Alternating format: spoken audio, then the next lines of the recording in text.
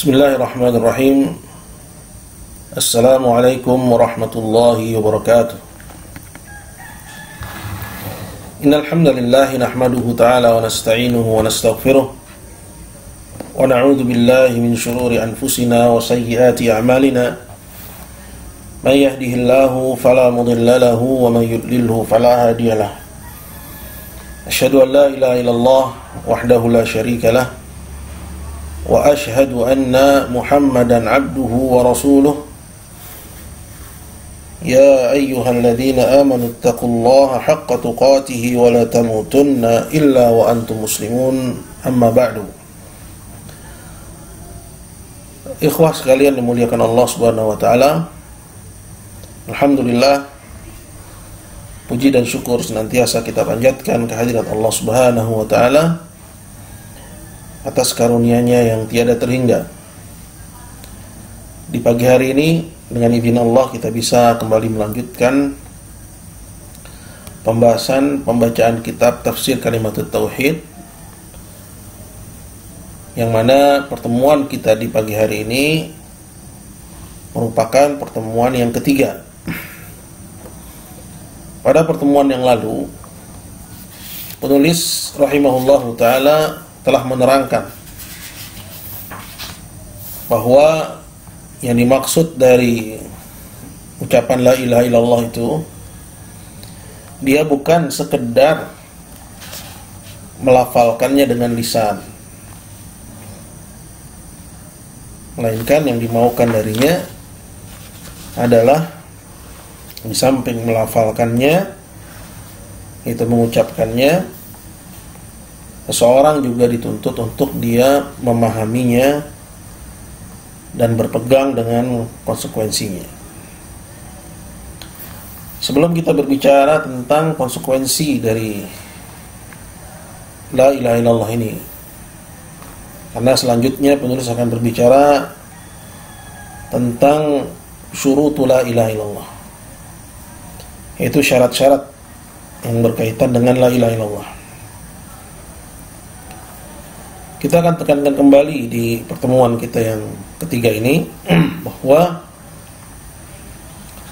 orang yang mengucapkan la ilaha illallah, siapa saja dia, maka diterima keislamannya. Artinya siapa saja yang mengaku muslim, maka kita terima keislamannya dan dia adalah saudara kita.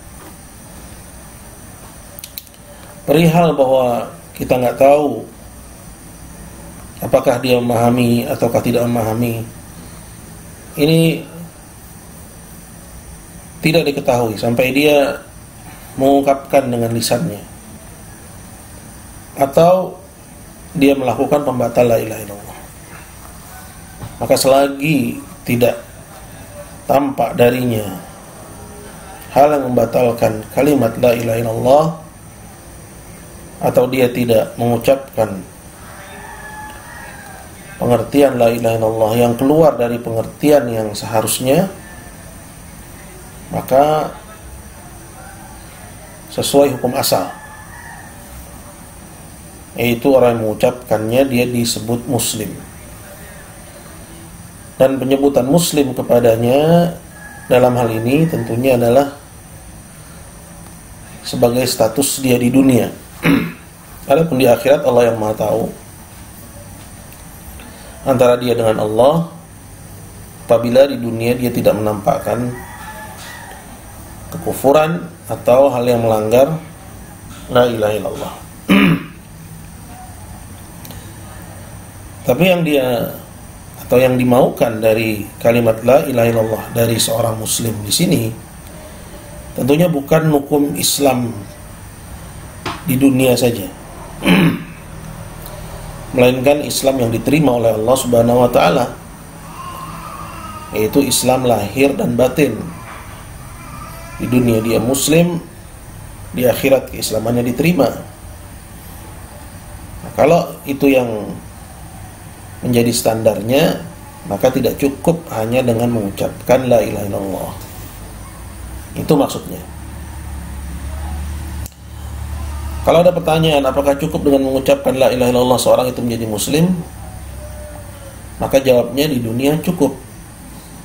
Artinya dengan mengucapkan la ilaha illallah wajib kita menahan diri darinya. Tidak boleh menumpahkan darahnya dengan sembarangan tanpa alasan yang dibenarkan oleh agama. Begitu juga kehormatannya nggak boleh sembarangan diinjak.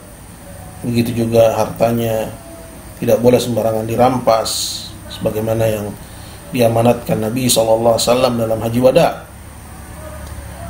Dalam haji wada Nabi SAW mengatakan, ala inna dima'akum wa amwalakum wa a'radakum haramun alaikum ka hurmati yaumikum hadha fi syahrikum hadha fi baladikum hadha. Ketahuilah sungguhnya darah-darah kalian, harta kalian, kehormatan kalian itu terhormat. Artinya tidak boleh sembarangan dilanggar. Seperti terhormatnya hari kalian ini, kata Nabi, yaitu tanggal 9 Dzulhijjah, yaitu hari wukuf di Arafah.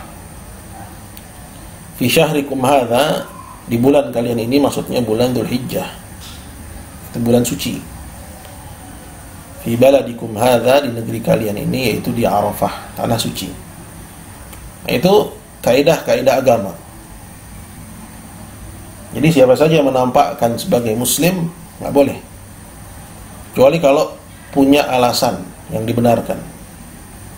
Dalam hadis kata Nabi SAW, la yahillu damu imri'in muslimin illa bi ihda thalath, al-thayyibu zani, an-nafsu bin nafsi, atau an-nafsa bin nafsi, at-tariku lidinihi, al-mufariqu lil jamaah.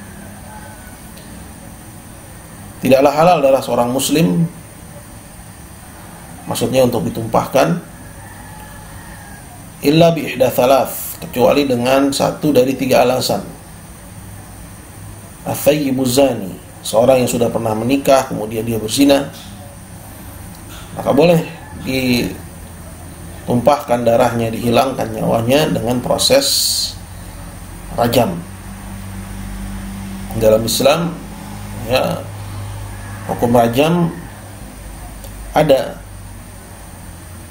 termasuk hukum yang tetap ada dalam Islam, sekalipun ayat rajamnya nggak ada, karena dia mansukh secara lafzi, ya.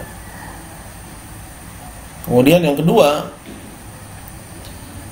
adalah an-nafsu bin nafsi, jiwa dibalas jiwa. Kalau seorang membunuh jiwa yang diharamkan, seperti membunuh muslim, atau dia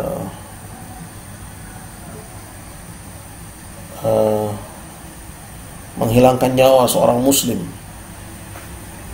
maka dalam Islam hukumnya adalah qisas, dia dibunuh juga.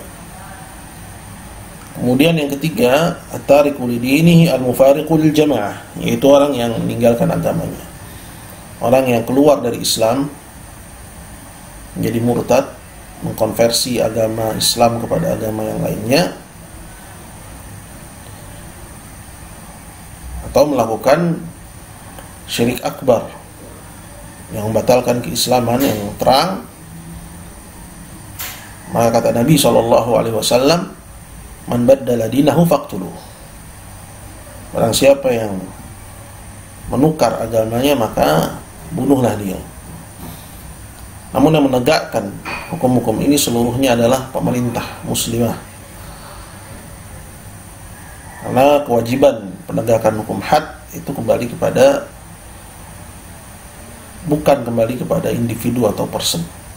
Karena kalau itu dibiarkan, maka yang akan terjadi adalah kekacauan. Masing-masing kelompok akan mengklaim darah orang lain dengan alasannya sendiri-sendiri. Maka Islam mengatur hal itu. Intinya bahwa darah seorang muslim haram, tidak boleh sembarangan ditumpahkan tanpa alasan yang dibenarkan. Dan kalaupun ada alasan, maka hal itu harus diselesaikan melalui pengadilan. Kemudian penegakannya yang melakukan adalah pemerintah. bukan individu tertentu. Jadi itu fasilitas yang diraih oleh seorang muslim. Darahnya terlindungi, hartanya terlindungi, begitu juga kehormatannya, nggak boleh diinjak. Itu di dunia. Kalau tidak tampak darinya pembatal. Namun misalnya dia menyembunyikan kekufuran, dia tidak tampakkan pembatal keislamannya, dia menyembunyikannya, maka dia mendapat fasilitas itu di dunia. Namun di akhirat dia nggak dapatkan itu. Ya, kondisinya seperti orang-orang munafik yang menampakkan Islam dan menyembunyikan kekufuran. Jadi ditekankan kembali di sini bahwa yang dimaukan dengan kalimat la ilaha illallah itu sebagai muslim di dunia dan di akhirat. Nah, itu tidak cukup hanya dengan mengucapkan la ilaha illallah dengan lisan tanpa memahami dan tanpa berpegang dengan konsekuensinya. Alasannya, kata penulis, karena kalau hanya sekedar mengucapkannya itu dianggap cukup dunia dan akhirat, maka harusnya orang munafik, yaitu orang yang menampakkan Islam dan menyembunyikan kekufuran, mereka selamat di akhirat. Namun kenyataannya orang munafik, yaitu orang yang menampakkan Islam dan menyembunyikan kekufuran, di akhirat nggak selamat. Maksudnya mereka dijebloskan ke dalam neraka, bahkan di neraka yang paling dalam. Ditambah lagi, ya, mereka saat di dunia mengerjakan syiar-syiar Islam yang tampak. Karena itulah hakikat orang munafik. Tidak tampak darinya kekufuran. Syariat-syariat Islam yang tampak mereka pegang itu. Mereka pegang syariat-syariat yang tampak itu. Jadi orang yang mengucapkan la ilaha illallah hanya dengan lisannya dan tidak memahami dan tidak mengamalkan dan tidak berpegang dengan konsekuensinya, dia muslim di dunia kalau tidak tampak darinya pembatal, dan di akhirat orang tersebut seperti orang munafik yang tempatnya di neraka jahanam yang paling dalam. Kemudian penulis mengatakan, qala walakinnal muradu qauluha, namun yang dimaukan adalah mengucapkannya ma'a ma'rifatiha bil qalb, disertai dengan mengenalnya dengan hati. Maksudnya dia harus paham. Wa mahabbatuha, dan mencintainya, yaitu mencintai kalimat ini karena kebenaran yang ada di dalamnya. Wa mahabbatu ahliha, dan mencintai sesama pemeluknya. Artinya kepada sesama pemeluknya dia cinta. Kenapa? Karena ada padanya kebenaran seperti yang dia pegang. Wa bughdu man khalafaha wa mu'adatuhu, dan benci orang yang menyelisihinya. Ini konsekuensi kita sebagai seorang muslim tidak seperti apa yang dikatakan oleh orang-orang. Nggak boleh punya musuh. Nggak, Nabi aja punya musuh. Ya. Bahkan Allah berkata dalam Al-Quran, inna syaitana lakum aduwwun fattakhidhuhum aduwa. Syaitan itu musuh bagi kalian, jadikan mereka musuh. Maka orang muslim itu punya musuh. Musuhnya yang pertama adalah iblis, syaitan. Begitu juga ya para pengikutnya dari orang-orang kafir wal munafiqin. Ya, jadi kita janganlah tertipu dengan bahasa-bahasa yang indah yang kita nggak tahu ada apa di baliknya. Orang Islam nggak punya musuh, salah. Nabi aja punya musuh. Apa kita lebih baik daripada Nabi? Nah, jadi harus membenci orang yang menyelisih kalimat ini. Wa mu'adatuhu, dan memusuhinya. Nah, memusuhi di sini juga bukan artinya sembarangan menindak. Ya, karena persoalan memusuhi harus dipisahkan dengan persoalan menindak. Persoalan penindakan itu ada babnya, itu bab amar ma'ruf nahi munkar yang diatur dengan syarat-syaratnya. Begitu juga babnya bab jihad. Jihad bagian dari amar ma'ruf nahi munkar. Nah, ini ada ketentuan dan ada syarat-syaratnya. Tapi mu'adah, yaitu memusuhi kemudian membenci, ya, ini nggak boleh hilang dari dalam dada kita, yakni memusuhi dan membenci orang-orang yang menyelisihi kalimat la ilaha illallah. Kemarin sudah dibacakan dari perkataan Syekh Muhammad bin Abdul Wahab dari Asluddinil Islam wa Qaidatu, pokok ajaran Islam dan kaidahnya. Selanjutnya kita masuk kepada syurutul la ilaha illallah. Kata penulis melanjutkan,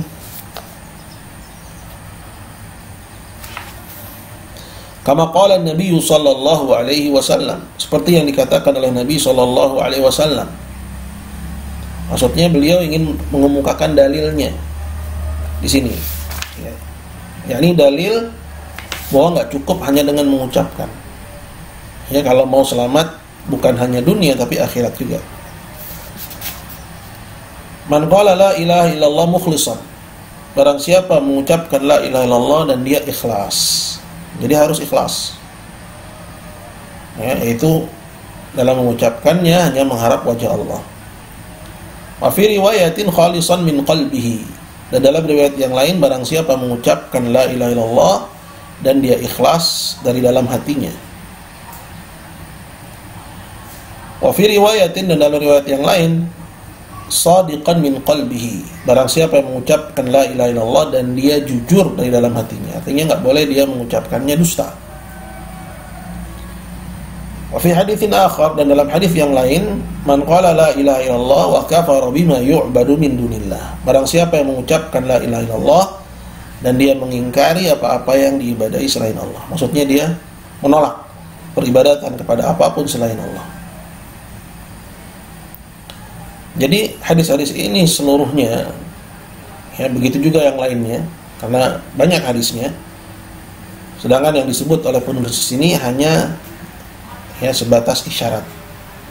Maka beliau mengatakan ila ghairi dzalika minal ahadits, dan seterusnya dari hadis-hadis adalah ala jahalati aktsarin nas bi hadis syahadah, yang menunjukkan bahwa kebanyakan orang enggak paham akan, ya, syahadat ini, syahadat la ilaha illallah ini. Kebanyakannya hanya mengucapkannya, ya, dan tidak memahaminya. Jadi kembali kepada hadis-hadis yang tadi disebutkan, itu hanya isyarat terhadap hadis-hadis yang banyak yang mengikat, ya, untuk mendapatkan fasilitas keselamatan bukan hanya di dunia tapi juga di akhirat. Ya, mengucapkannya itu harus disertai dengan yang pertama dia faham, kemudian yang kedua dia jujur, yang ketiga dia harus yakin. Ya, ada 8 syarat. Ya, nah yang terakhir, yang ke-8, dia harus berlepas diri dari apa-apa yang diibadahi selain Allah. Baru kalau dia datangkan itu semua, maka la ilaha illallahnya, ya, berguna bagi dia bukan hanya di dunia tapi juga di akhirat. Apa 8 syarat ini? Ini nggak disebutkan oleh penulis, kita sebutkan, yaitu yang dikumpulkan dalam bait syair, ilmun yaqinun wa ikhlasun wa sidqu kama mahabbatin wa inqiyadin wal qabuli laha wa zida thaminuha al kufrani min kabima siwal ila min al asya'i qad uliha. Disebutkan juga oleh Hafidz Hakami, ya, dalam kitab beliau A'lamus Sunnah Al-Mansyurah. Yang pertama adalah ilmu, artinya dia faham apa makna dari la ilaha illallah, berupa nafi dan itsbat. Ya, nafi maksudnya menafikan ibadah dari selain Allah, itsbat artinya menetapkan ibadahnya untuk Allah. Dengan pemahaman yang menghilangkan kebodohan, artinya nggak lagi awam tentang makna ini. Nah, ini bukan suatu perkara yang sulit kalau seorang mau ya memahaminya. Kemudian yang kedua yakin, yaitu keyakinan. Jadi dia yakin bahwa hanya la ilaha illallah yang benar. Adapun selainnya dia yakini sebagai kebatilan. Dzalika bi anna Allah wal haqq wa anna ma yad'una min dunihil batil. Yang demikian karena hanya Allah yang berhak diibadahi, adapun yang selain Allah itu batil kalau diibadahi. Adapun orang yang ragu, ya, maka dia belum mendatangkan syarat yang kedua. Seperti orang yang mengatakan semua agama sama atau semua agama membawa kepada jalan kebenaran. Ini orang yang belum yakin akan kebenaran la ilaha illallah sebagai satu-satunya kebenaran. Jadi keyakinan di sini yang menghilangkan keraguan. Kemudian yang ketiga adalah ikhlas. Ikhlas yang menghilangkan kesyirikan. Maksudnya apa ikhlas? Saat dia mengucapkan la ilaha illallah, dia hanya mengharap wajah Allah. Dia hanya mengharap ganjaran akhirat, bukan mengharap yang lainnya dari persoalan dunia. Kemudian yang keempat ya adalah as-sidq, itu jujur, yang menghilangkan kedustaan. Artinya ketika dia mengucapkan la ilaha illallah, dia memang jujur menginginkan Islam, bukan hanya menjadikannya sebagai tameng ya agar mendapat fasilitas sebagai muslim. Kemudian yang kelima adalah mahabbah, kecintaan. Itu dia mencintai kalimat ini dan mencintai sesama pemeluk kalimat ini dengan kecintaan yang menghilangkan kebencian. Kemudian yang keenam adalah inqiyad, yaitu tunduk. Itu dia tunduk kepada kandungan dari kalimat ini berupa nafi dan itsbat. Dia menafikan ibadah dari selain Allah dan dia menetapkan ibadah hanya untuk Allah dengan anggota badannya. Artinya dia hanya ibadah dengan anggota badannya kepada Allah, dan anggota badannya tidak dia gunakan untuk beribadah kepada selain Allah. Itu ketundukan. Kemudian yang ketujuh adalah menerima konsekuensinya, yaitu penerimaan yang menghilangkan penolakan. Ya, menerima konsekuensi ya berupa nafi dan itsbat, di mana dia menetapkan ibadah hanya untuk Allah dan menolak peribadahan kepada selain Allah Subhanahu wa ta'ala. Kemudian yang terakhir adalah yang kedelapan. Apa yang kedelapan? Yaitu kufur kepada apa-apa yang diibadahi selain Allah. Wa zida thaminuha al-kufrani minka bima siwal ilah minal asya'i qad kuliha. Dan yang kedelapan adalah kufur terhadap ya sesembahan apapun selain Allah Subhanahu wa ta'ala dan menetapkan ibadah hanya untuk Allah saja. Maksudnya bahwa kedelapan syarat ini itu mengikuti ya orang yang mengucapkan la ilaha illallah. Dalam hadis-hadis yang disebutkan oleh Nabi SAW. Nah, kalau seorang mengucapkannya kemudian dia mendatangkan kedelapannya ini, baru ketika itu dia mendapatkan ya status muslim dunia akhirat. Dunia dia muslim, di akhirat diterima keislamannya oleh Allah Subhanahu wa ta'ala. Jadi ya tidak mudah. Ya tidak mudah ya seseorang berpegang dengan kalimat la ilaha illallah ya, dan Allah Azza wa Jalla menerima keislamannya ya, dan dia selamat dari siksa dan azab di akhirat ya, sebagaimana yang disabdakan Nabi dalam hadis yang sahih ya, al-jannatu aqrabu ila ahadikum min syiraki na'lih. Surga itu lebih dekat kepada kalian dari tali sendalnya. Wan naru mithlu dzalik, dan neraka juga seperti itu keadaannya. Jadi ini pembahasan tentang syarat-syarat la ilaha illallah, semoga difahami. Sallallahu ala sayyidina Muhammadin wa ala alihi wa sahbihi wa sallam, wa jazakumullahu khairan.